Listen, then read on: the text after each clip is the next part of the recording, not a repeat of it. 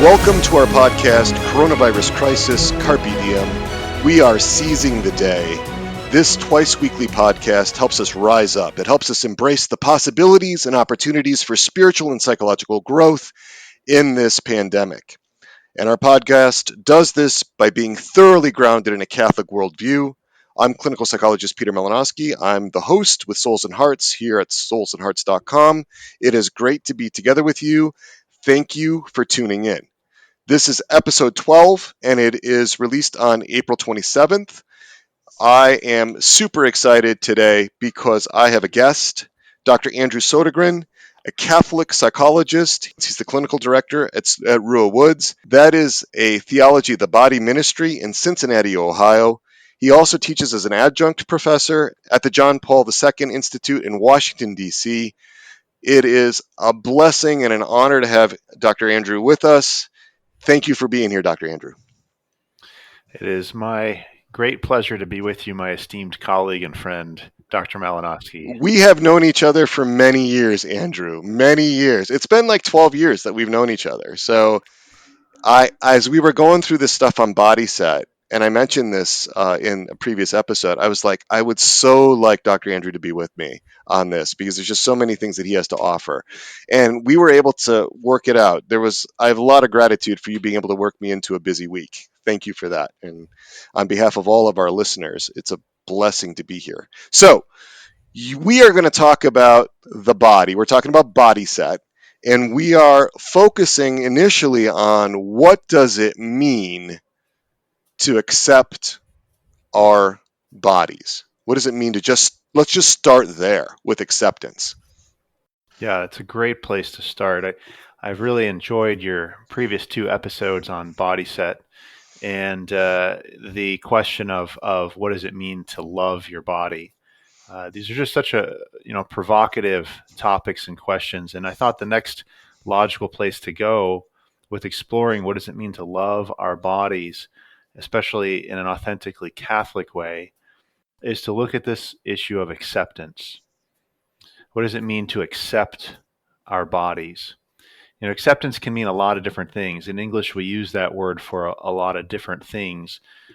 And I think from a Catholic perspective, when I reflect on the word acceptance, it always brings me back to the idea of receiving from another.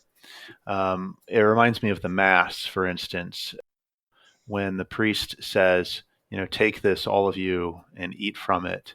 Right? The Latin word there is very similar to our English accept, right? And it's similar kind of word as used in the wedding vows in a Catholic wedding liturgy. So this idea of acceptance means, on the one hand, to receive something from another, to receive from another. And so when we talk about accepting our bodies, we have to first recognize that our bodies are a gift. Our bodies are a gift. A gift. Okay. Yes, they're a gift, and they may not always feel like that. I know, especially as I get older, there are many days in which I don't always experience my body as a gift. I'm more and more aware of my body's limitations. I'm sure. I no, you probably can't relate. Come on! Yeah. No, I totally get it. So, but go on. Body as a gift. Yes. We accept the body but the as body a gift. is a gift. Yes, right. It is a gift, right? Because as Scripture says, every good and perfect gift comes from our Father in heaven. But in reality, everything in our lives is a gift. Our very lives themselves are gifts. You could say from a certain perspective that's what we are. We are gift. And that's just what it means to be a creature. Right? To be a creature means that I depend on God just to exist. And I think every Catholic, every Christian understands that God created us, but I don't think we really reflect enough on the fact that wasn't a one moment in time sort of act of creation. It's that God wills us to exist at every moment. It's like He's always creating us, always willing us to exist. And so the life that is in us, the life that is in our bodies, is always a gift that we're receiving moment by moment. And we rarely pause to actually become cognizant of that, become aware of that. Right? We sort of take our bodily existence for granted most of the time. And that makes sense too, right? I mean, I can't be contemplating. Well, I mean, there's things to do, right? I mean, there's things to do, there's bills to pay, and children, Right. and professional things and so forth, right? But at the same time, we do want to cultivate that kind of like at least background awareness, and certainly some deliberate times where we slow down and become aware that this moment, the life that is in me, I am receiving as a gift from God, who's willing me to exist right now, willing me to be alive in this body at this time. So for me, to accept the body first and foremost means to receive it as a gift. But as we've already started to touch on, naturally, there are obstacles that come up to receiving the body as a gift, Yeah. right? There's a lot of times in which, the body, even if we do see it as a gift, it can be a kind of an unwelcome gift. Sort of the white elephant gift. Right? Can I exchange it for another, please? Can I steal somebody else's? Right? Yeah. Yeah. Yeah. Yeah. Right. So I thought it might be helpful for the listeners, and for you and me too, just to reflect on what are some things that come up for us that become like blocks or obstacles to receiving the body as a gift. Yeah. Uh, So the psychological barriers, or the things that just get in the way of us embracing our bodies as a gift. Right. Well, yeah, why is that difficult for so many of us? yeah, yeah. I Because think there are a lot of you reasons. even see this in the secular world, right? Body image Oh, sure, issues, like that's absolutely. there's a huge Yeah, field of psychology just devoted to body image issues, right? So absolutely. this isn't just recognized by Catholic psychologists. This is out there in the secular press all over the place. So Yeah, absolutely. Well, and understandably so, because we're with our bodies all the time. So it's natural to become very aware of their flaws and limitations, and that's the first blockage to acceptance that I wanted to talk about. Um, is the fact that our bodies are imperfect, and we are often very aware of things that we don't like about our bodies, things in our bodies that fall short of some ideal that we have, and so we can become sort of hyper fixated on those imperfections of various sorts. I mean, they could be, surface level imperfections. I don't like the way this looks or that looks, right. but they could be bigger flaws, bigger problems, medical problems, Hmm. um, disabilities, even major problems with the body that indicate my body's not ideal. It's not perfect. It's not what I wish it would be. Hmm. And that can make it very difficult to receive the body as a gift, to accept it as it is, when we naturally wish that I didn't have this problem. Because if we dig that a little deeper, what the psychological thing is that we're ashamed of the body. We're fearful of the body. Like, what would you say are like the top sort of psychological reasons why that acceptance of the body and its flaws is difficult? Yeah. Well, I think you touched on a couple of good ones there. I mean, shame is huge. Shame has to do with that self perception of my defectiveness, that there's something bad or defective about me, and oftentimes it's very much tied to the body. Yeah. You know, I'm too fat, I'm too skinny, I'm too this, too that, I'm not enough here, or whatever. Right? I have these problems, and so shame is a big deal. But also, I think in a way, we can look at the body sometimes as sort of an obstacle to um, my self perfection. Like Mm, I want to be a certain type of person. I want to perfect myself in a certain way, and my body creates barriers and limitations to that. There's So only so like much I can do with it. a guy is like the guy that's short, right, has trouble, like because he's five Right. foot four, right, and he thinks if I were 5'10" or if I were 6'3", I'd be in a better position. Right. For sure. For sure. Yeah. And so the body, puts limitations on us in terms of what we can do. Um, and I guess you take this to an extreme. Really, this is a whole nother topic that goes beyond our conversation today. But you take this to an extreme, and you can get into the urge to want to recreate the body through medical intervention, Right, right? To make it the way I think it should be, right. right? And of course, there can be a role for medical intervention to correct problems with the body that are correctable, right? But we don't get a blank slate. We don't get a blank slate with which we can design and create the body and the identity we wish we had. Our body and our identity come to us as gifts, and we are called to receive them or accept them as gifts and make the best of them. So Uh, you would say we're not the masters of our body, or is that uh, fraught with master, like, that's tricky because we are called to self mastery, right, right? But not master in the sense of I have complete license to do whatever I want with it, right, right? right. Because there's already meaning and order and purpose inscribed in our bodies, right? That's part of what it means to receive it as a gift. Is that um, I'm not starting from scratch, right? It comes from somewhere and it has a meaning and a purpose already built into it. Hmm. And so we discover those things rather than creating them ourselves. So we kind of review. The first thing is it can be difficult to accept our bodies because of Hmm. the flaws, the limitations, the fact that it might not be the way that we Oh, want it to right, be. And right, and so that was where we were. I think we were sort of wrapping that up, or we were kind of, yeah. or is there more on that? That I just want to say one last thing on that theme. This ties in very well with the theme of this whole podcast series as well, because there's a lot of things that come to us in life that we'd rather not experience, various forms of suffering, right? But we have to also recognize that even these are, in a sense, a gift if we have the eyes to see it.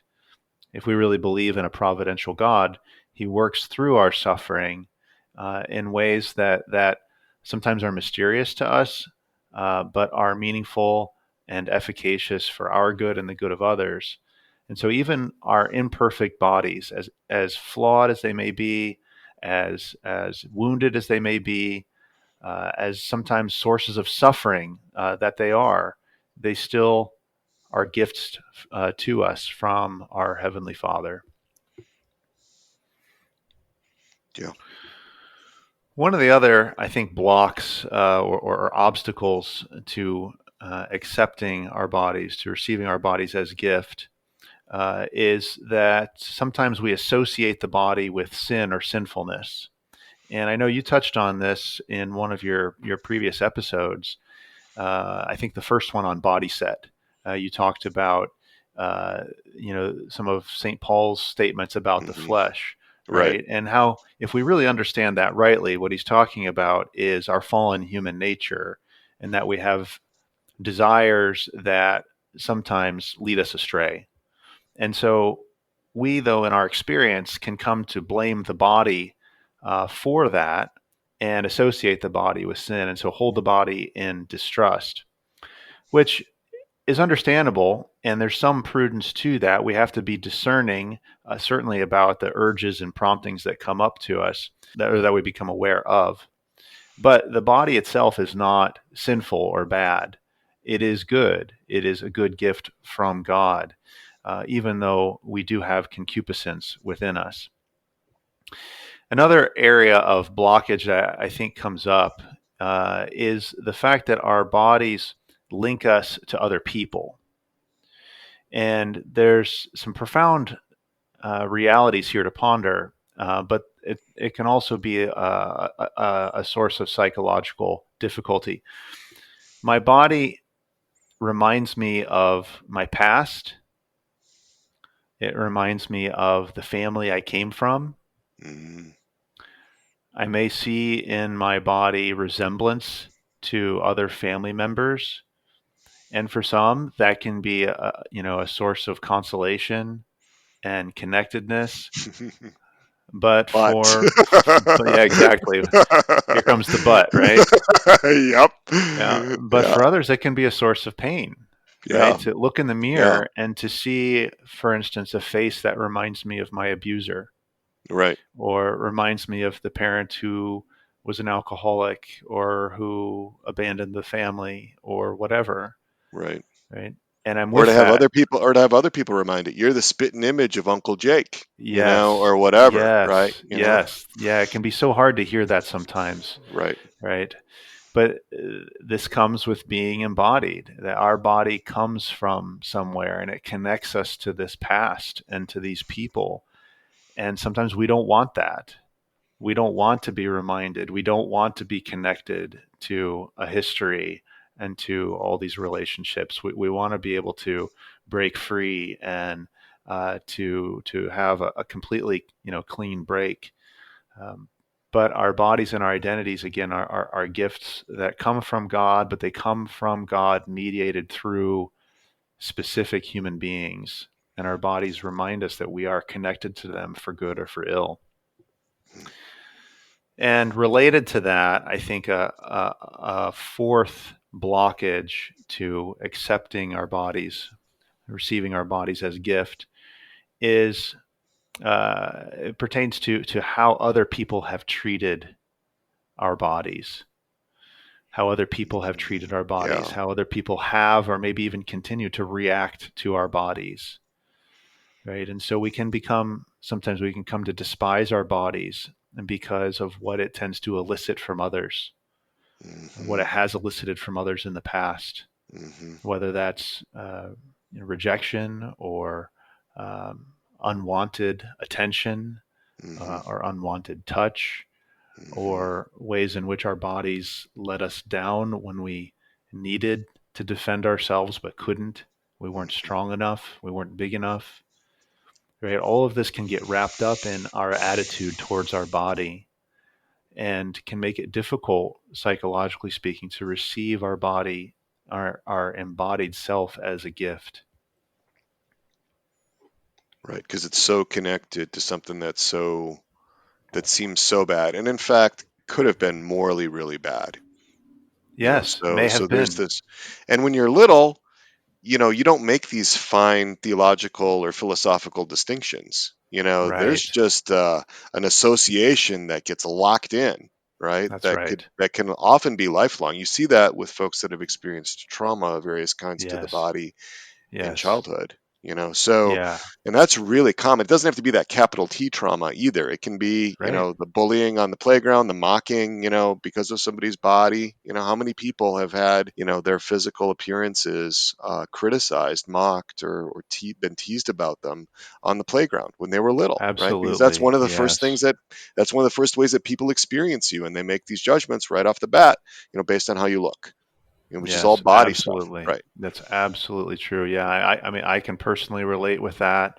I went through a phase in late grade school, middle school, where I was overweight, and I got a lot of scorn and ridicule and teasing from peers, and that it was very, very painful, and it Hmm. did affect how I felt about my body for a long time, and probably still does to a certain degree. Hmm. Um, Makes it hard for me, I guess, to completely let myself go, because I don't want to be, I don't want to be back in that situation again, right?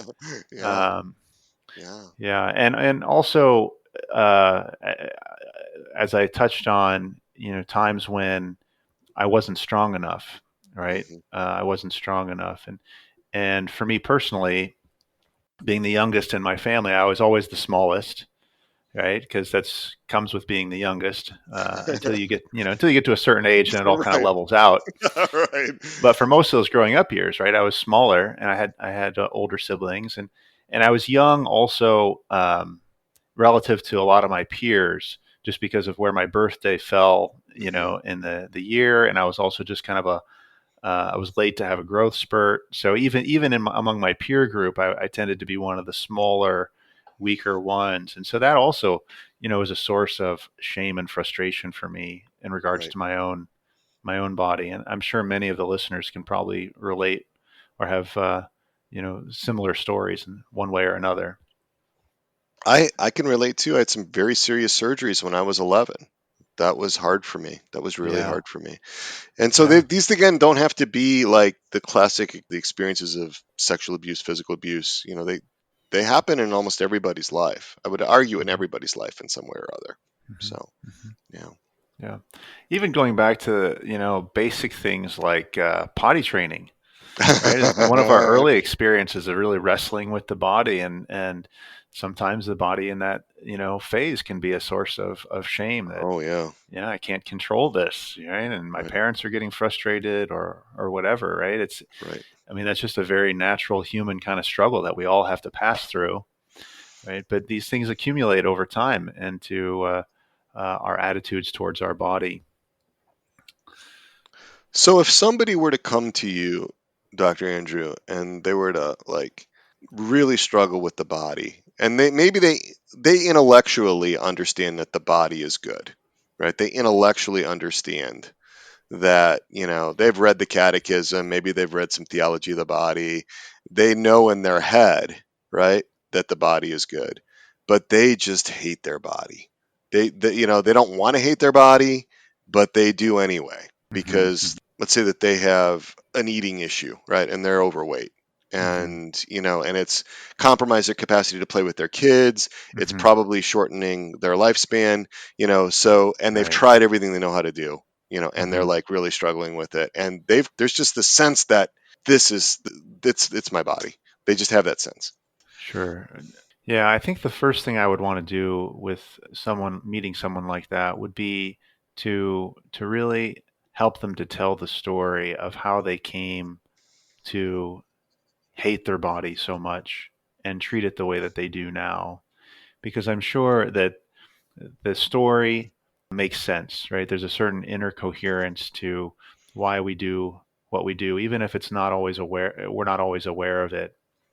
And as we begin to delve into that story and to try to understand how I came to hate my body, uh, oftentimes there are opportunities along the way to revisit painful moments and to get Hmm. in touch with what did I really need that was missing, Hmm. Hmm. and to grieve for that. Sometimes to do some therapeutic work in which we might Hmm. re-enter those scenes and things of that nature, or bring some of those things to God in prayer. And as we begin to do that, the feeling of hate or disgust towards the body often tends to soften and begins to gradually unravel. And in the process, too, I think the patient is also beginning to experience through me um, greater self acceptance of the body. Hmm. The fact that I'm not running away in disgust or abusing them can create an opportunity for uh, a different type of experience. So you're getting at the story and the pain and the wound kind of behind the hatred. You're That's getting right. at the deeper essence of what that wound is, because the hatred of That's the right. body is a representation of some kind, right? It's symbolic. It points to something else. That's right. I would treat it like a symptom, right? It's an Right. important symptom for us to understand. But behind that, there's a story that needs to be told, and there are needs that weren't met, and there are wounds that were incurred. And that's what we really want to get to. And so the body and our attitude towards the body is often a gateway to some really important, deeper work, Hmm. which you've illustrated really beautifully in a couple of your recent episodes. Yeah. Yeah, JR got in touch with some things behind his back pain in the last episode. It was Absolutely, just that was beautiful. really it was really beautiful. I was very impressed by the work that he was doing. And I also really appreciated the clinical examples you shared a couple episodes ago from earlier in your career. Those Right. were really wonderful examples of starting with some kind of bodily issue, bodily symptom, and discovering something much deeper that's going on for the person. So that's part of the gift, right? Because if that bodily symptom wasn't there, that deeper reality might not be able to be accessed, right? Yes, that's Right. right. So That's another way in which exactly the body is a gift. You know, going back to the example that you posed a few minutes ago about the patient who comes in hating their body, one of the things we have to recognize is that the body is not, it's not entirely separate from me. It's part of me, right? So when I yeah. hate my body, I'm really hating myself, yeah. right? Yeah. Yeah. And so um, that's really important for us to recognize. Even when we have maybe to a less extreme degree a dislike of this or that aspect of the body, that's some element of dislike or lack of acceptance toward myself, which, as you've illustrated on this show, becomes a barrier to loving myself the way that I'm called to. hmm Right? It doesn't mean I have to I think like or approve of everything, Right. but I do need to receive it as a gift and to love it because God loves it. Right? Right. God loves our bodies just as they are. Right. Right? And that's a paradoxical thing too. Yeah, yeah. God loves our bodies as the well. And there's another paradoxical thing is that even if we think or feel that our body is our enemy, we're still supposed to love our enemies. Like Yeah. there's Right. no way, Yeah. there's no way around this, right? That's It's right. Catholic, That's right? right. So, Yeah. Yeah. so That's right. Yeah. No, that's a great point. Even if our body's our enemy, we're still called to love our enemy. Right. which our Yeah. bodies really And aren't. Which our bodies really aren't. But even if exactly. they feel that way, right, that Yeah. doesn't get us Yeah. off the hook, right? We can't, Right. Even if we right? experience it that way. Right. Yeah. Yeah. I think also paradoxically, right, God loves our bodies as they are, and he calls us to a glorified body later on. Right. Right. It's That this the is an end. paradox of Right.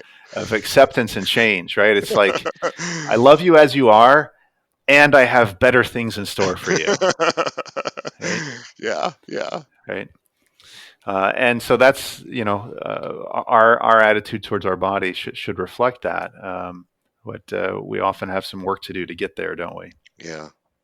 Well, and you have some you were saying to me before when we were kind of discussing things before the show, you've got this exercise that I'm just fascinated with, and I'm curious about that. Yeah, it's an exercise that I like to use. It's something I've kind of developed to help us receive the body as a gift.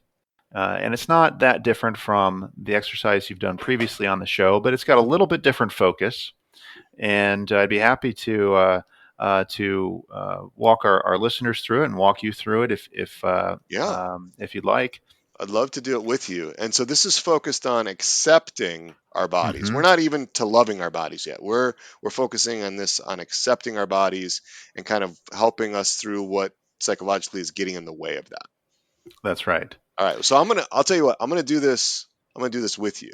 All right. Okay. I'm gonna do this right with you. And again, like anything we do on here, I just want to let folks know that if you're uncomfortable with any aspect of this, or if you don't want to do this, or it doesn't feel like it's the right time or a good fit for you, you don't have to do it. And this isn't therapy. We don't do any therapy on this podcast or in any of the Souls and Hearts thing. These are guided reflections that we do, and we offer them because we found them helpful to people. And you don't have to be in therapy to take advantage of something like this. So, That's great. So, if you want to give this a try, first of all, it's important probably to not be doing something like driving a car, because this does require some inward focus. And most people find it helpful to close their eyes. You don't have to, but many people, myself included, find it helpful to do that so I can be more attentive to my body and to things going on the inside. So let's just start by taking a couple of deep breaths in through the nose and try to bring the air as far down into the abdomen as you can, and then let it out slowly. And just do that for a few cycles. It's a nice way just to settle the body when we breathe a little deeper, and especially when we exhale slowly. It's a way to settle and calm the body. It's soothing. And as you do that, just notice how it feels to breathe. Notice how that feels in your body. Gradually let your body, your breathing rather, adopt a natural pace. We don't need to control it anymore for the rest of the exercise. So just let your body breathe. It knows how to breathe all on its own. So just notice how that feels. And what we're going to do in this exercise is we're going to sort of check in with different parts of the body. We'll go section by section. And as we do that, we're just focusing on noticing whatever's going on in that part of the body and receiving it as a gift. And so let's start with our feet and the lower part of the legs. So let's say from our feet up to about our knees. So I just invite you to notice your feet. Notice how they connect you to the floor, connect you to the earth. And notice any sensations you feel in your feet and your ankles and the lower half of your legs. You might find tingles or hot or cold or pressure. You might feel your clothing against your skin. You might feel nothing at all, too. That's perfectly okay. But just try to be attentive to this part of the body for a few more moments. And as you do this, I invite you to say silently, as if in a silent prayer, the words, "Thank you," in rhythm with your breathing. It's as if with each breath, you're offering a little prayer of gratitude to God for this part of your body.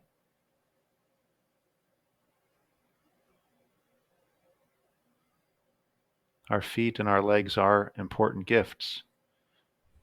They help us to stand and to walk and to run and to jump.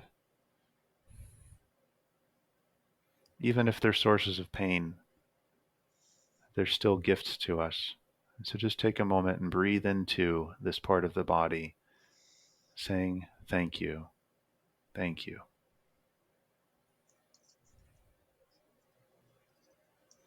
And now let's move up to the upper part of the legs, from the knees up to the hips. And again, we'll just take a few moments to notice whatever sensations you feel there. Don't need to necessarily judge or control what's going on, but just notice whatever sensations you feel there.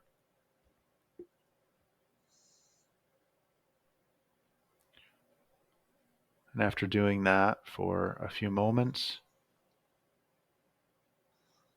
then again, come back to the breath and thank you. These part of our legs are powerful.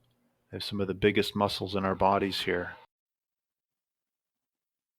And they're important parts of our bodies. So be thankful. Thank the Lord for that part of your body. And now we'll move up to the pelvic area and the abdomen. This is such a delicate part of the body, and we may have all sorts of feelings about it. In fact, as we go through this exercise, I just want you to notice at any time if it's hard for you to be thankful. If you notice any resistance inside to being thankful to this part of your body, or any part of your body, just make a mental note of that. But with the pelvis, the hips, the abdomen, right now, just be attentive to what you feel there. Try to accept whatever you feel there. Maybe internal sensations, maybe sensations closer to the surface. You may experience them as pleasant or unpleasant, but just notice them. Notice them. And again, say thank you. Thank you for this part of my body. Thank you. Just breathe into that part of the body. Breathe that thankfulness into it. And as we move up into the chest, we continue the same process, feeling the movement in our rib cage as we breathe, noticing any other sensations you might feel there, expansion, contraction. Some people may even notice their heartbeat. You may feel the pressure of the chair if you're sitting against a chair, or whatever it might be. Just notice and breathe and say thank you. And notice if there's any resistance, anything that pushes back.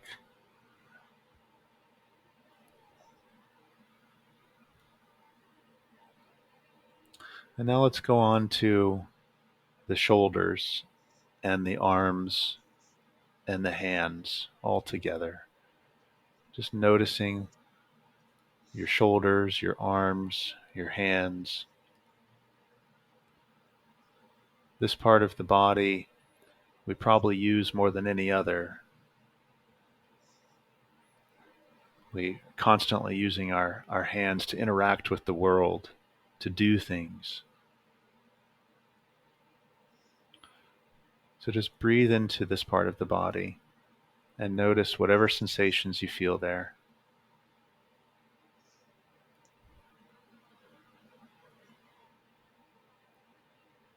And with each breath, again, offer that little prayer of gratitude. Thank you.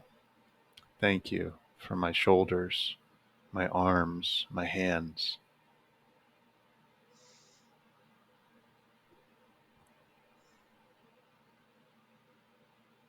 And as we move up now to the neck and the face and the head, I invite you just to become aware of whatever sensations you feel there.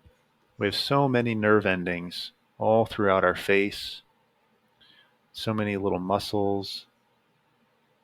It's such an important part of the body. It connects us to other people, connects us to the world through our eyes, our ears, our sense of smell, our taste. And so just notice whatever you feel in your face and your neck and your head. Allow those sensations to be there. And as you breathe, just say the words, thank you. Silently offering that prayer of gratitude to God.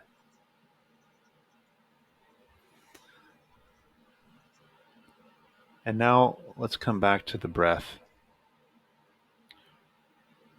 and feel the whole body all at once, from your head to your toes and back again.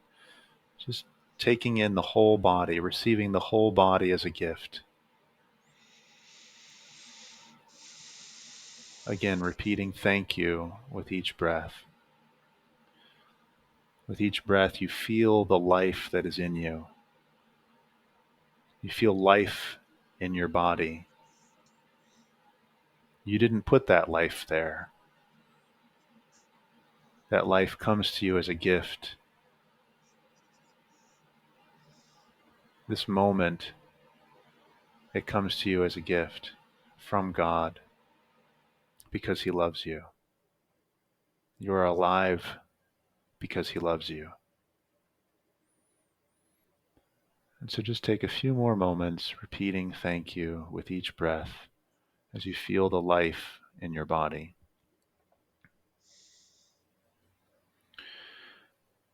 And as we begin to wrap up the exercise, you might open your eyes and have a stretch, kind of reorient to wherever you are, whatever's going on. And it may be helpful to jot down a little bit about what you experienced during the exercise, especially if you noticed any resistance at any point, if there was some part of the body that you found difficult to accept, difficult to receive as a gift. You definitely want to make note of that because Yeah, that's or like something you can all the bring to memories I prayer. had. Yeah, the memories I had. I mean, I noticed there Yes. were a lot of memories coming up for me. Good, yes. So memories may have come up or other associations connected to different parts of the body. These are things that you can bring to prayer. These are things you could talk with a friend or loved one about, things you can reflect on, journal about yourself, or if you're in therapy, certainly bring to therapy and talk to your therapist. But you want to notice whatever kind of pushed back or didn't feel quite right while you were doing this, because that could be an opportunity to do some very fruitful and deeper work.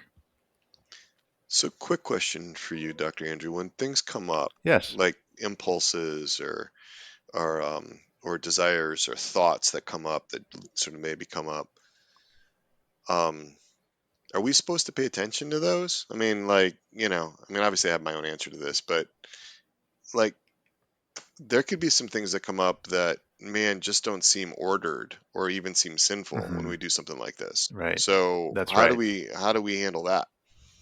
Yes, that's a great question. It's a very common question, very relatable. We all experience it.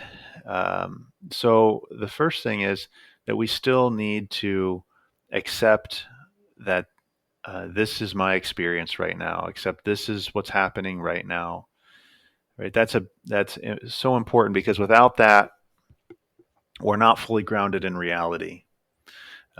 We have to accept that this is what I'm getting right now. The feeling that's coming up, the urge that's coming up. This is the thought or image that's coming up for me.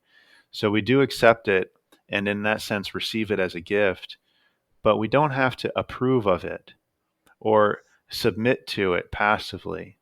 We can notice it, we can try to understand it, we can even guide and redirect it. And in that way, I think it's similar to what a good parent does, who listens to their children, right, and tries to understand and does accept them as they are, but also guides them according to what is objectively true and good for them. And the same is true for us. Right? So sometimes it can be scary or shameful to get in touch with things doing exercises like these that we wish wasn't there. Right.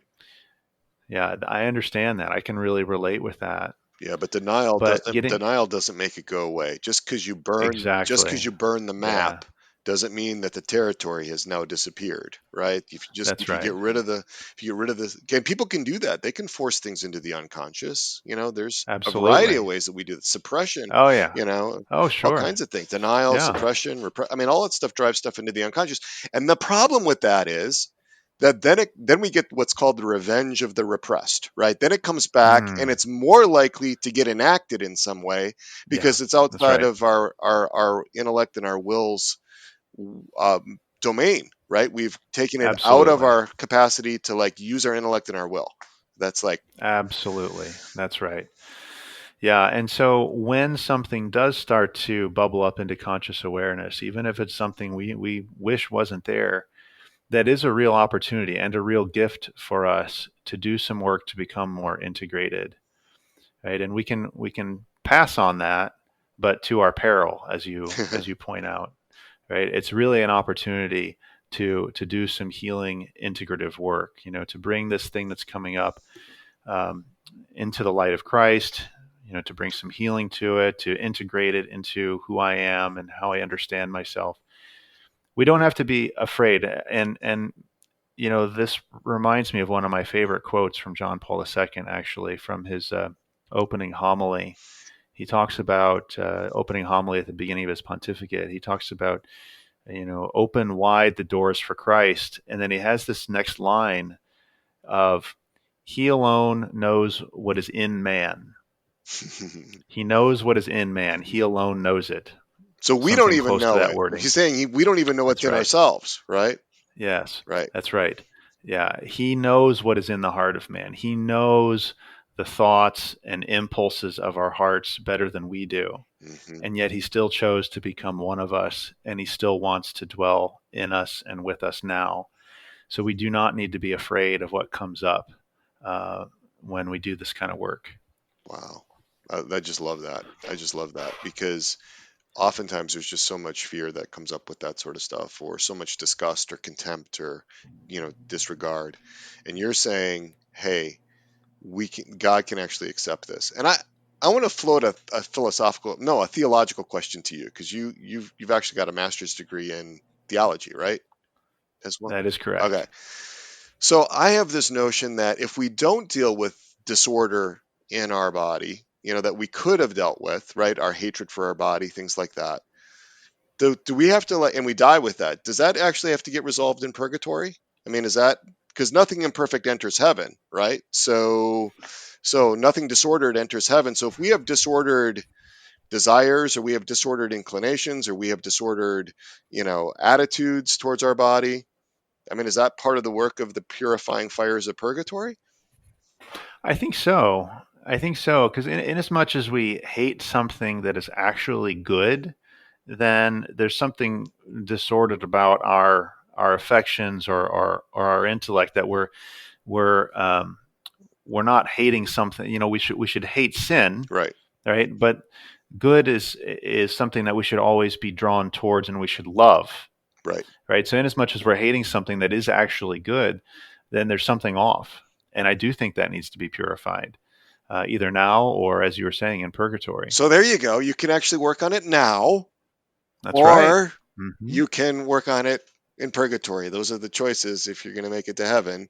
Now or later, Now, but it's going to have to yeah, happen. that's right. So that might be motivating for some people to say, why do I have to deal with this, right? Right. Right? Right. Why deal with it Yeah. in Yeah. this Yeah. life, right?